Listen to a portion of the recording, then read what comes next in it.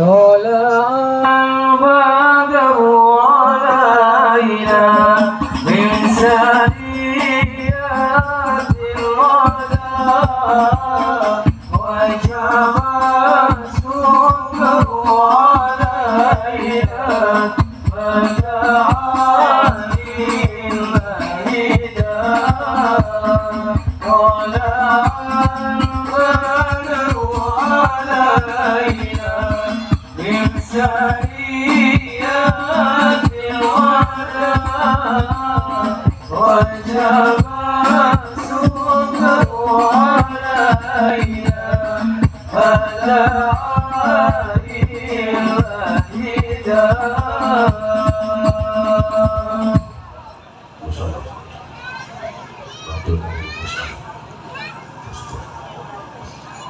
Al-Fatihah.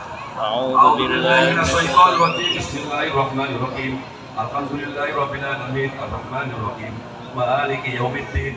Iyyaka na'budu wa iyyaka nasta'in. Ihdinas siratal mustaqim. Siratal ladzina an'amta 'alaihim ghairil maghdubi 'alaihim waladdallin. Assalamualaikum warahmatullahi wabarakatuh. Waalaikumsalam warahmatullahi wabarakatuh.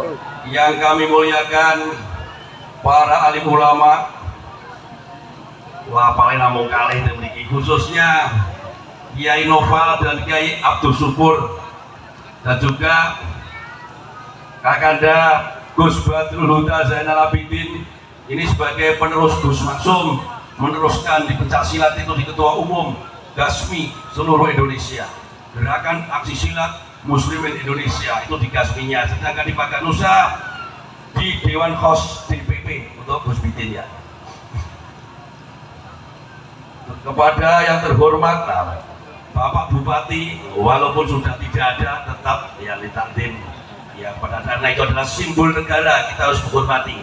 Kepada terhormat Bapak Bupati dan juga kepada teman-teman dari Banser, Paganusa, Gasmi dan hadirin hadirat semua yang kami hormati. Dan juga tidak lupa, ini kok nggak ada nih. Saya juga rombongan saya bawa pelatih nasional Paganusa maupun Gasmi yang bernama Mbak Kiai Latif, yang terkenal dengan julukan alam lakomnya itu Mbah YouTube. Ya, karena banyak di YouTube yang melihat jutaan ya. Dan juga kami ucapkan ini selamat untuk wisudawan dan wisuda putri. Nah, kalau betul atau wisudawati, karena wati itu kalau pakai tok nanti maknanya persetubuhan, bersenggama. Karena kalau betul mantun santriwan, betul mantun santriwan, santri putri, wisudawan, wisuda putri. Makanya wati pakai tok maknanya iso ikut lalu berguru oleh bahaya yang bersyukur. Ampun wati loh, wati maknanya itu persetubuhan. Ya, jadi wisuda putri mengucapkan selamat, semoga bermanfaat bagi sampean-sampean dan juga bermanfaat untuk Kabupaten Tebo dan umumnya bermanfaat untuk Indonesia. Dan juga tidak lupa pada Bapak Polri maupun TNI yang mungkin ikut membantu lancarnya acara di siang hari ini. Bismillahirrahmanirrahim. Alhamdulillahirabbil alamin. Wassalatu wassalamu ala asyrofil mursalin wa ala alihi wa sahbihi ajmain. Rabbi adkhilni mudkhala sidqin wa arjini muraja sidqin waj'alni min ladunka sultanan nasira. Rabbi adkhilni mudkhala sidqin wa arjini muraja sidqin waj'alni min ladunka sultanan nasira. Rabbi adkhilni mudkhala sidqin wa arjini muraja sidqin waj'alni min ladunka sultanan nasira. Amma ba'du. Pertama, marilah kita panjatkan rasa puji syukur kita kepada Allah Subhanahu wa taala yang telah melimpahkan rahmat-Nya kepada kita, sehingga di siang hari ini kita dapat bersilaturahim tanpa halangan suatu apapun.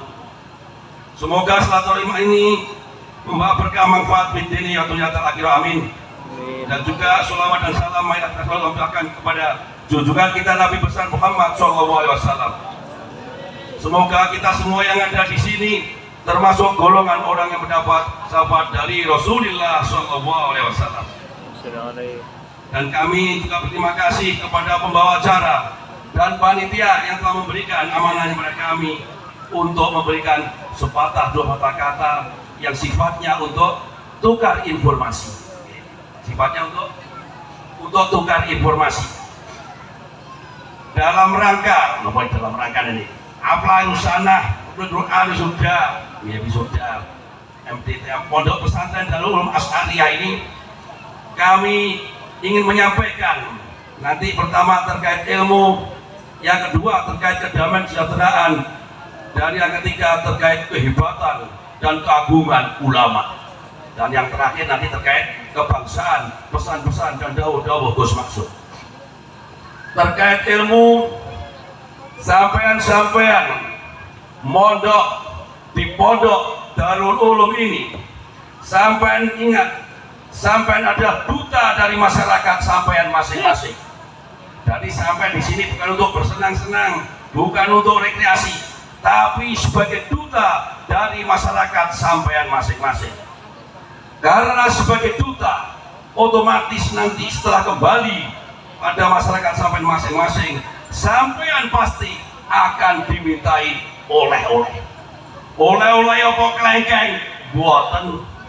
Oleh-oleh apa semongko? Buatan. Karena kita ya NU atau ulama ya. Oleh-oleh biasanya kon mimpin tahlil, kon talqin, kon ngimami sholat, terus nopo malis. Pokoknya kegiatan-kegiatan yang di NU itu.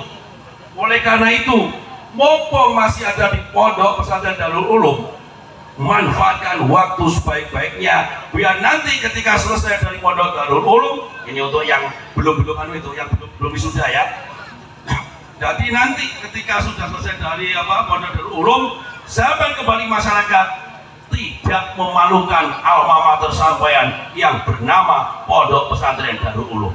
Oleh karena itu, mumpung masih di Pondok Pesantren Darul Ulum, harus dipersiapkan sebaik-baiknya untuk memberi oleh-oleh setelah pada masyarakat sampean masing-masing, setelah sampean kembali ke masyarakat sampean masing-masing.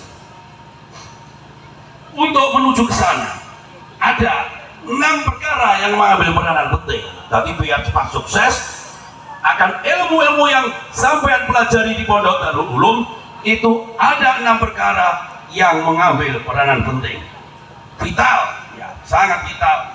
Seperti yang didhawuhkan di kitab Al-Ala, mboten sak dhuwur-dhuwur, sing penting sambung ya. Nek kedhuwuran mangke malah mboten sinkron, mboten sambung. Didhawuhkan di Al-Ala niku. Al-Ala tanalul ilma illa bisiddatin saumbika amajmu iha bi bayani elingota hasil ilmu angin perkara bakal tak critake kumpule kanthi bertela dukain wa irsin was tibarin wa pulhotin wa irsati ustadin wa tulis zamani rupane limpat lopo sobar ono sangune lan piulange guru lan sing suwe mangsane anil marila tasal wasal akorini wa inna korina bil makalang niat tadi jot takon sangka wong siji takono kancane tambah aja yang terakhir ini jotakon sangka wong siji takono kancane krana satemene kanca manut kang ngancani. Jadi ada 6 perkara biar sama cepat sukses ketika menuntut ilmu thalabul ilmi di Pondok Pesantren Darul Ulum yang diasuh oleh Kiai Haji Nova. Dukain itu wajan pas limpat. Yang pertama adalah limpat. Jadi akal yang cerdas.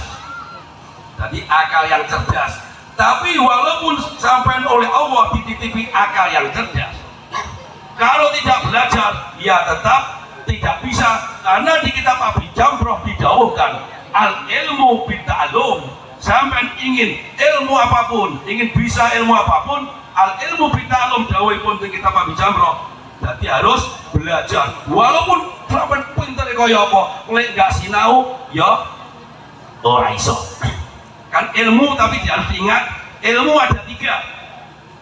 Ilmu ada ilmu laduni, tanpa belajar bisa, itu bukan level kita lah ya. Ada ilmu dengan belajar. Nah ini yang kadang tidak masuk logika, tapi ini banyak jadi tokoh-tokoh. Yang ketiga adalah ilmu karena khidmah atau mengabdi pada kiainya atau gurunya ketika di pondok pesantren. Nah, ini banyak kejadian luar biasa terkait ilmu khidmah karena khidmah di kiainya. Ketua yang pondok raiso popo karena tapi ikhlas masya Allah ketika ngabdi pada Gus Noval ketika di pondok Darul Ulum, ketika pulang masya Allah sungguh sing ngalap ilmu masya Allah. Banyak terjadi yang tidak bisa dilogika terkait ilmu karena khidmah. Ya awas. Jadi khidmah bukan karena tidak punya uang, itu dari pondok diego buat kecukupan ekonomi, tapi tidak boyo yang namanya apa aja itu ade Pak Aleknya itu tetap khidmah. Kalau masalah biaya sudah berlebihan, tapi tetap khidmah nyari berkah karena banyak terjadi yang di luar logika karena pengabdian karena khidmah. Ketika di pondok tidak bisa apa-apa karena maghrib barokahnya kiainya di Kiai Noval. Akhirnya ketika di rumah wah sing ngalap ilmune masya Allah luar biasa karena khidmah, tapi kudu syaratnya ikhlas. Ketika dimarahi kudu ikhlas. Gus Noval itu kalau marahi sampean cuma dohirnya saja. Seorang guru atau kiai marahi sampean marah itu cuma dohirnya saja, sebenarnya hatinya selalu mendoakan moga-moga anak ini tak waras, moga-moga diparingi umur barokah. Artinya begitu, walaupun dohirnya kelihatannya marah.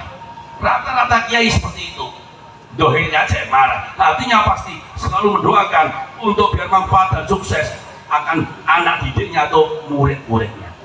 Yeah. Dan juga kalau mungkin ada pertanyaan, bagaimana Pak Mo? Kalau saya oleh Allah dititipi akal yang pas-pasan atau mungkin malah di bawah standar. Walaupun akal pas-pasan atau di bawah standar dititip oleh Allah, kalau belajar yang sangat rajin, insya Allah akan tetap sukses dan berhasil. Pokoknya intinya yang didawuhkan Bapak Bijambro itu al-ilmu bita'alum. Ingin ilmu apapun, sampean harus belajar. Kalau tetap tidak belajar, tidak belajar, ya tetap tidak bisa. Kalau menjabarkan terkait ini, saya teringat ketika abah saya masih sugeng. Saya ada di depan rumah. Itu oleh paman saya, ini mohon maaf cerita tidak membedakan status sosial, ini contoh saja kisah nyata yang saya alami ketika abah saya masih sugeng. Di depan rumah paman saya begini, kamu kalau manggil saya kamu anak kiai rasa sinau, kamu anak macan jadi macan, anak kiai jadi kiai. Abah saya cuma ketawa, abah saya ketawa. Setelah itu masuk, setelah paman gak ada masuk, saya dimarahi. Kowe moh ojo sampai manut paklekmu we. Boleh ngasih manut paklekmu alamat goblok kowe. Akhirnya 1 minggu atau 2 minggu saya diajak ngaji Abi Jamroh. Saya masih ingat di pojok agak kanan ini pas al ilmu bita'alum niku. Ya ini bahasa abah langsung ya agak kasar tapi tidak apa-apa ini untuk contoh kisah nyata.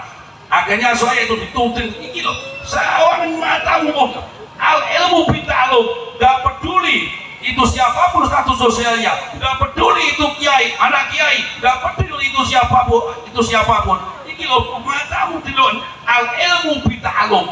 Jadi kue walaupun anak kiai, kue ora belajar, yo ora iso.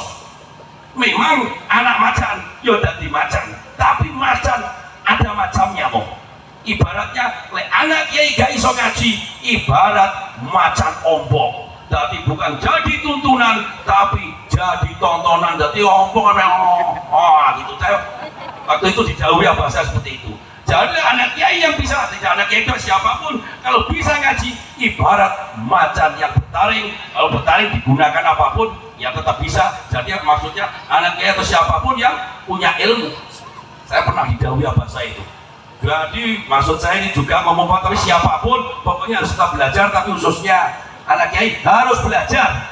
Kalau nggak belajar tetap bodoh. Kalau jadi macan ya tetap jadi macan anak macan, tapi macan ompong tidak dari tuntunan, tapi dari tontonan lan dari guyon karena tidak punya ilmu. Lah bahayanya satu, tidak punya ilmu mengeluarkan fatwa. Akhirnya banyak yang ikuti padahal melanggar aturan Allah. Akhirnya sampai si anak kiai tadi yo nanggung dosane wong akeh sing ngikuti sampean karena melanggar hukum Allah, karena fatwa sampean yang melanggar aturan hukum Allah tadi, karena sampean tidak bisa ngaji.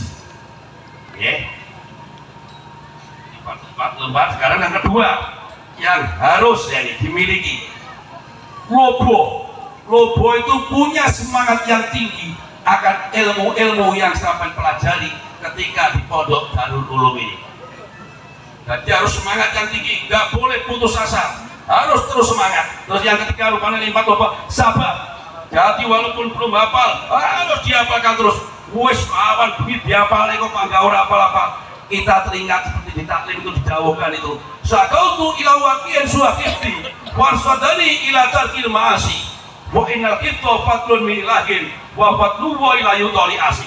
Jadi Imam Syafi'i ngapal stop, tapi suatu saat juga mengalami ngapal itu sulit. Akhirnya curhat kepada gurunya. Kita yang berikis itu curhatnya kita bayi lupa.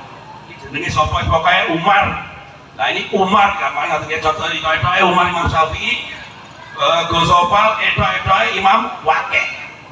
Jadi Umar itu menghafalkan sulit sekali. Akhirnya sowan kepada Gus Nopal. Langsung assalamualaikum Bayi Nopal. Waalaikumsalam. Wonten monggo pinarak Kang Umar monggo. Wonten napa Kang Umar? Sahabat kita kok bingung banget.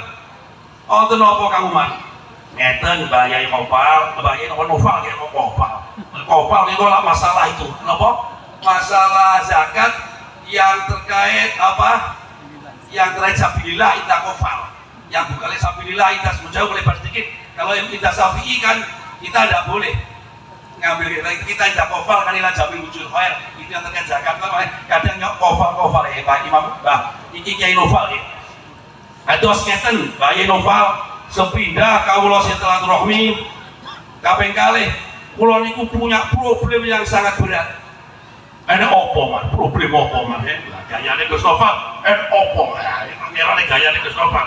Opo man, ngeten Bayi Nopal. Kula niku ngapalne biasane enak gampang. Niki kula ngapalne lali terus ngapal kesupen terus lupa terus. Niki pripun Bayi Nopal? Gampang kuwi maruman. Lu gampil pripun to Bayi Nopal kula ngapal bingung, apal kesupen malih, apal kesupen. Gampang. Kowe lek izin nek pondok ini pamitmu tuku sabun iki napa? Mall apa toko atau apa iki? Mallnya apa? Atau bukan mall apa nggih? Toko lah, toko napa mriki? Tokone napa? Minimarketnya. Ya sing Alfamaret ono ae enak, Indomaret jelas enak gitu. Jadi lek kowe pamit tuku sabun nang Indomaret apa ning Alfamaret, kowe bener-bener tuku sabun, aja malah delok pupune sing dodol sabun. Nah, iki dawuhe Mbak Nopal ngoten. Dadi dieling-eling mar.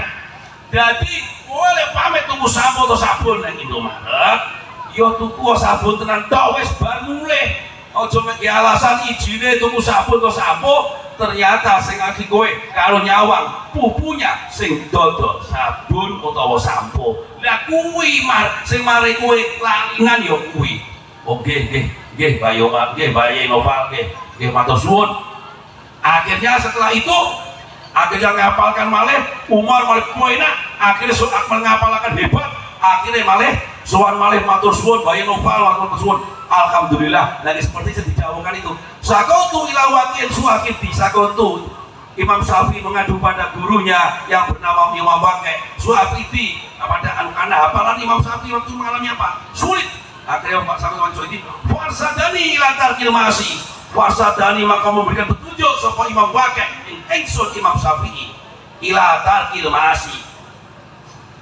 Tinggalkanlah semua perbuatan yang dilarang oleh Allah dan takutlah kamu kepada Allah. Wa innal hifdha fatlun min ilahin, karena sesungguhnya hafalan kamu yang hebat itu Umar itu adalah innal hifdha fatlun min ilahin, adalah anugerah dari Allah. Tapi hafalan top itu anugerah dari Allah mar. Dadi aja mbok baleni kowe nek ngapal wis penak, aja mbok baleni tuku sabun nyawang pupune sing dodol sabun, kok apalanmu malah angel neh mar. Gayane Gus Nopal ngerti lah. Wa innal hifdha fatlun min ilahin wa fatlu wahi la yutali asi. Wa fatlu wahi la yutali asi. Dan hafalan atau anugerah yang hebat tadi itu cuma diturunkan pada orang-orang yang ahli menjalankan perintah Allah dan tidak diturunkan pada orang yang selalu melanggar aturan Allah, ya. Iku apa sabar. Yang keempat, ono sangune. Sing keempat, ono sangune. Cuma sekarang terjadi pergeseran sudut pandang anak santri dulu dengan sekarang. Zaman rumiyin orang duit enggak mau mondok, nggih. Padahal musuh lunga mondok gak go sangu, nggih. Ini kalau nggih cerita nggih, Mbah, karena memang contoh. Mbah kula niku mondok wonten Mbah Demiati wonten Termas. Niku wis lunga minggat wis nggawa klambi tunggal apa kalih. Jadi ketika mandi niku karo mepe baju ngenteni kering bajune. Terus kalau memang orang nggak punya, ketika temannya niku nyambel, niku susu cepet dirapung nih. Karena susu cepet, otomatis kan ada sisa yang tertinggal. Itulah yang didahar Mbah saya ketika mondok di Termas Pacitan, waktu itu di bawah asuhan Mbah Yai Demiati. Memang orang tidak punya, jadi koncone nyambel, dikon cepet saya gantian. Pak Dumi niku karena kesusu, otomatis ada sekali rakyat sini. Itulah yang didahar Mbah saya, Mbah Yai Ahmad Asari, itu murid Mbah Yai Demiati, juga teman dengan Mbah Yai Jamal Badoan.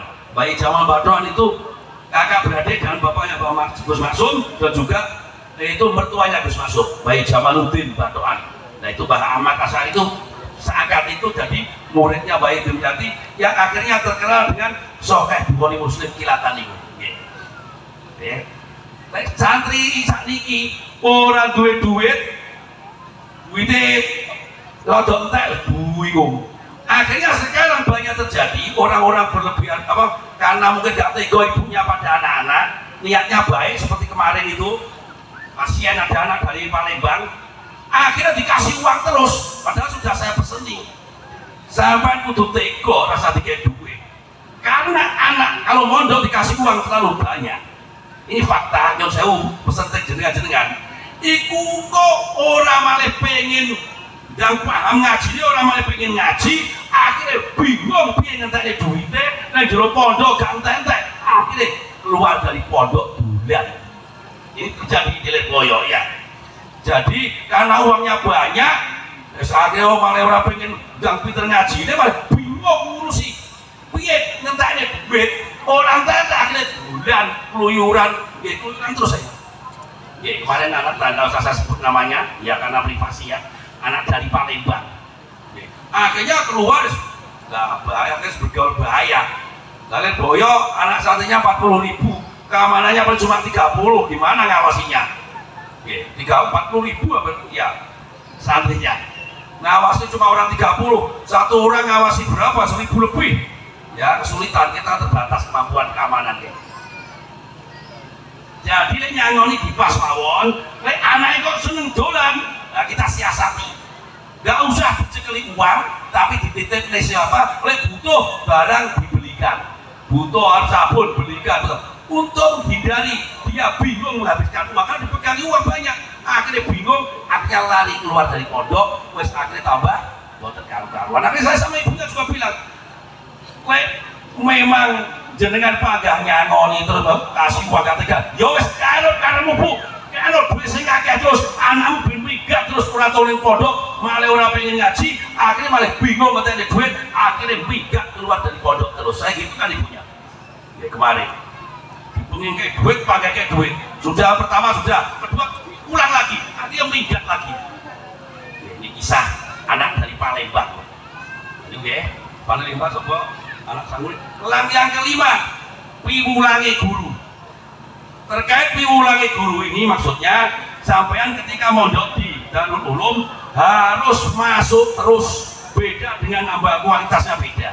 Kalau langsung kita berguru itu kalau lupa gitu, kalau berdunia konsentrasi betul ya, itu kalau lupa-lupa makna itu kayak ada konek sambung dengan gurunya, kayak ada bisikan kalau langsung masuk. Tapi nambah lupa ya selalu tenang. Tapi kalau masuk terus langsung konek antara murid dan guru, itu kalau lupa itu kayak ada bisikan dari gurunya. Ingat, dari bayangkan, oh pas diulang jam segini itu bisa ingat lagi. Memang setrum antara murid dan guru seperti ini.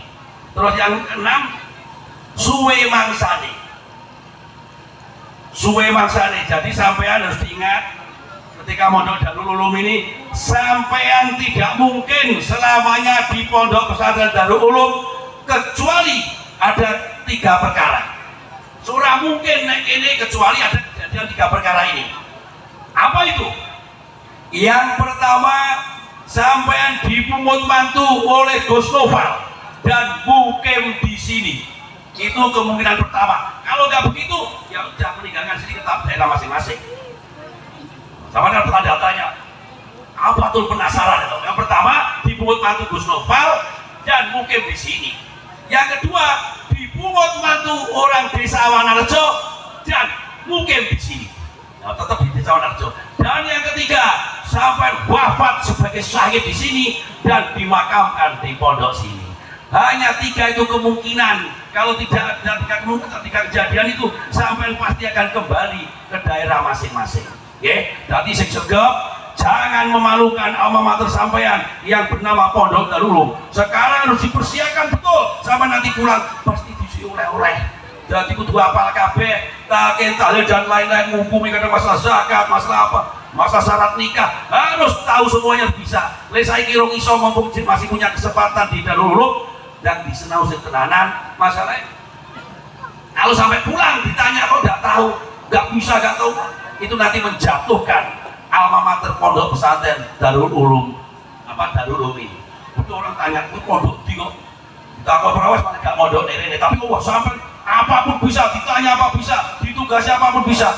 Orang masyarakat sekitarmu pasti tanya, itu pondok di pondok Darul Ulum gone ya nova. Lek ngono anakku tak pondok ning kono, ben koyo cah kuwi.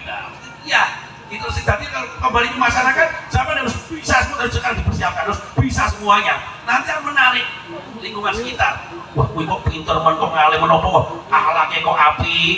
Kuwi pondok adi to. Pondokane gone Darul Ulum gone Yai Noval.